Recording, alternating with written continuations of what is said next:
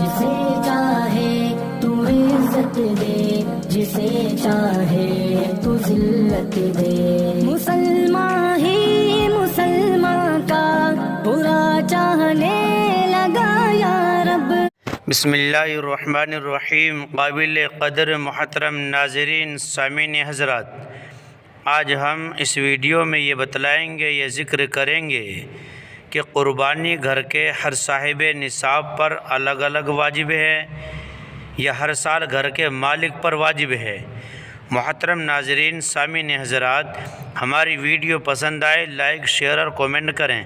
اگر آپ نئے ہیں اسلامک ویڈیو کے لیے ہمارے چینل کو سبسکرائب ضرور کر لیں اور بیل آئیکن کا بٹن ضرور دبائیں تاکہ ہماری ہر نئی ویڈیو کا نوٹیفیکیشن آپ تک پہنچ سکے۔ تو چلیے عرض کرتے ہیں کہ قربانی گھر کے ہر صاحب نصاب پر الگ الگ واجب ہے یا ہر سال گھر کے مالک پر واجب ہے۔ زید کہتا ہے کہ قربانی ہر سال گھر کے مالک پر واجب ہے، لہٰذا اس کو اپنی طرف سے قربانی کرنی چاہیے، جبکہ بکر کہتا ہے کہ نہیں، قربانی گھر کے ہر فرد کی طرف سے ہونی چاہیے۔ تو شرعی حکم کیا ہے، اس کے بارے میں شریعت کا کیا حکم ہے؟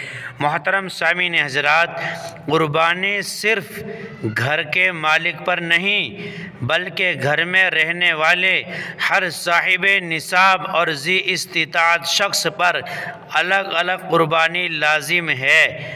قربانی صرف گھر کے مالک پر نہیں بلکہ گھر میں رہنے والے ہر صاحب نصاب اور ذی استطاعت شخص پر الگ الگ قربانی لازم ہے، ضروری ہے۔